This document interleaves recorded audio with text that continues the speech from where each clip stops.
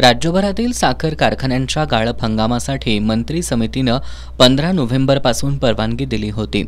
मात्र बहुतांश कारखानदार विधानसभा निवडणुकीच्या आखाड्यात उतरल्यामुळे हंगाम उशिरा सुरू झाला। कोल्हापूर जिल्ह्यात सहकारी आणि खासगी असे मिळून 23 कारखाने आहेत, त्यापैकी 17 कारखान्यांनी गाळप सुरू केले। महाराष्ट्रातील साखर कारखान्यांअगोदर कर्नाटकातील साखर कारखाने सुरू झाल्यानं बरेच मजूर कर्नाटकसह अन्य राज्यांमध्ये गेलेत।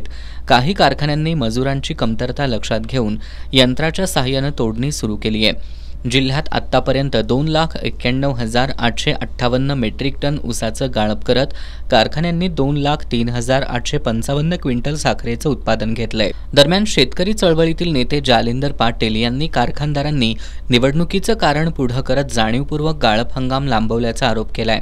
महाराष्ट्र विधानसभा निवडणुकांच्यामुळे यावर्षी साखर कारखानदारांनी हेतुपुरस्सर गळीत हंगाम लांबवला। एक तर अतिरिक्त पाऊस, त्यामुळे शेतकऱ्यांचं उत्पादन घटणार आहे। दुसरी गोष्ट, गळीत हंगाम लांबतो आहे, त्यामुळे शेतकऱ्यांना दुबार पीक घेणं अवघड झालेलं आहे। असं असताना सर्व शेतकरी संघटनांनी एकत्र येऊन कारखानदारांच्यावरचा दबाव वाढवणं ही काळाची गरज आहे। पहिली उचल जाहीर न करता आज जे साखर कारखाने सुरू होत आहेत, गेल्या 25 वर्षाच्या इतिहासामध्ये ही एक वेगळी घटना आहे। याचं भान शेतकरी चळवळीतील कार्यकर्त्यांनी ठेवून कारखानदारीवरचा दबाव वाढवणं ही काळाची गरज आहे।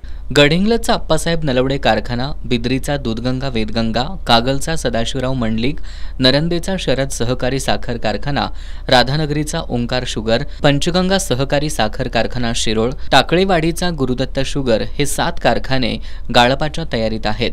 जिल्ह्यातील साखर हंगाम एप्रिलच्या दुसऱ्या आठवड्यापर्यंत चालेल असा अंदाज प्रादेशिक साखर सहसंचालक कोल्हापूर विभाग कार्यालयाकडून व्यक्त करण्यात आलाय।